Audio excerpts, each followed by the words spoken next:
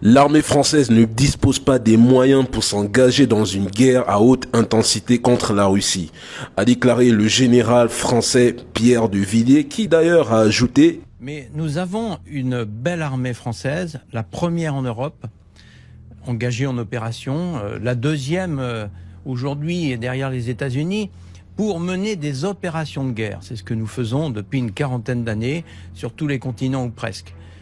Nous n'avons pas une armée qui est préparée pour mener une guerre avec la dureté de la guerre et surtout la durée. Nous n'avons pas l'épaisseur, nous n'avons pas la profondeur en termes de munitions, en termes de pièces de rechange, en termes de logistique, en termes d'effectifs et en termes d'équipement. Et c'est ça qu'il faut restaurer en urgence. Nous n'avons pas de temps pour le faire, il faut accélérer les procédures, alors qu'aujourd'hui, je trouve que nous perdons un peu de temps. Seuls les pro-Macron et les anti-Poutine pensent que la France et l'Europe n'ont pas dit leur dernier mot dans le conflit russo-ukrainien.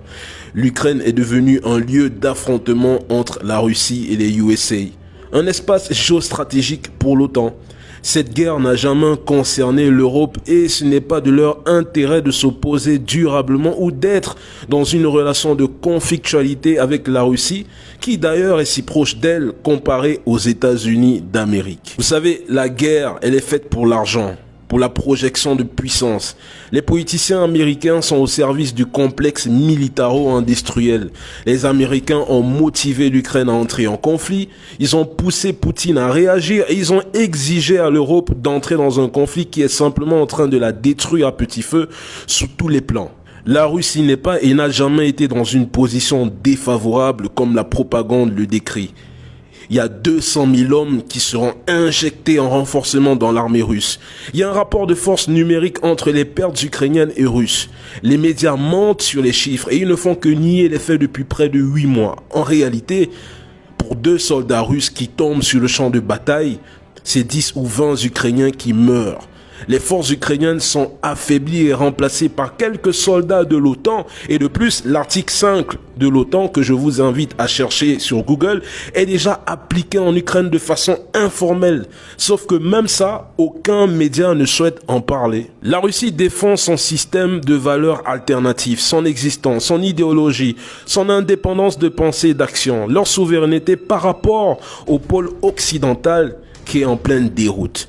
La dédollarisation de l'économie est en cours et c'est même le plus gros sujet mis à table derrière ce conflit. Les USA, vous savez, ont toujours voulu l'unipolarité appuyée sur la domination du dollar. Quant aux Russes, il faudrait que le monde adopte la multipolarité. Et c'est bien là l'un des enjeux de cette guerre russo-ukrainienne. Les USA qui sont l'hégémonie et les Russes qui sont simplement pour l'équilibre. Le porte-parole du Kremlin, Dmitri Peskov, a été clair au sujet de Kherson. La région de Kherson appartient à la Fédération de Russie. Il n'y aura aucune négociation. Mais en ce qui concerne l'Ukraine, elle devra faire des concessions car le rapport de force est bel et bien là. Et il en va de la sécurité de l'Europe. Lorsque l'armée russe a quitté Kherson, c'était par choix tactique et stratégique du général Sergei Sourovikine. Il fallait redéployer ses troupes car avant tout, il s'agit de la préservation de la Crimée. Alors si les médias occidentaux veulent faire dans la propagande en disant que l'Ukraine gagne la guerre, qu'ils se sentent libres après tout.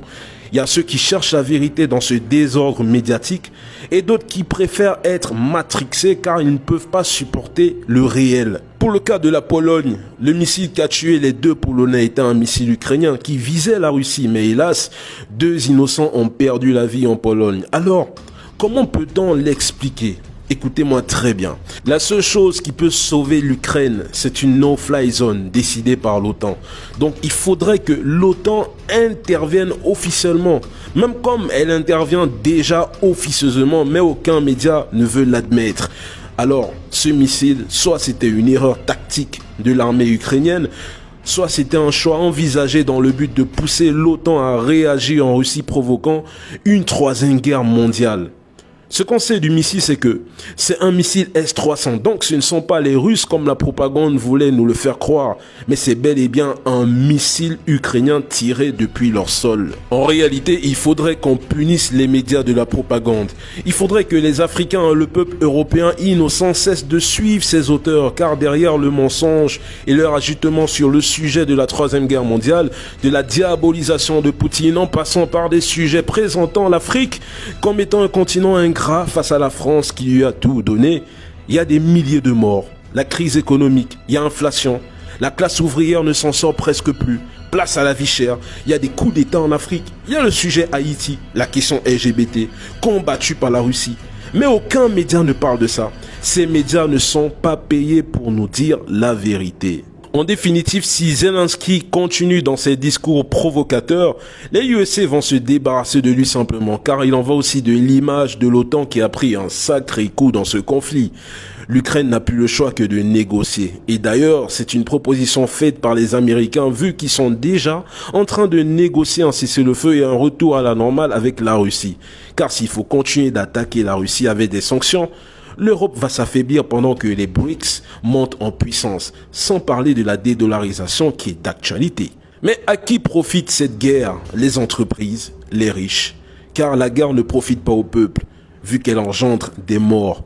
Dans tout ce lot mixé, l'Afrique peut aisément dire merci à Zelensky, car derrière sa folie et sa cupidité, certains pays africains ont décidé de rallier la cause russe ou d'embrasser simplement la neutralité. Plusieurs pays ont décidé de se détacher de la France, une France qui est déjà économiquement touchée. Les pays européens sont divisés sur la question Russie. Alors, qui serait assez fou d'entrer en guerre contre Poutine, sachant que cette guerre anéantirait l'Europe dans son intégralité? Affaire à suivre.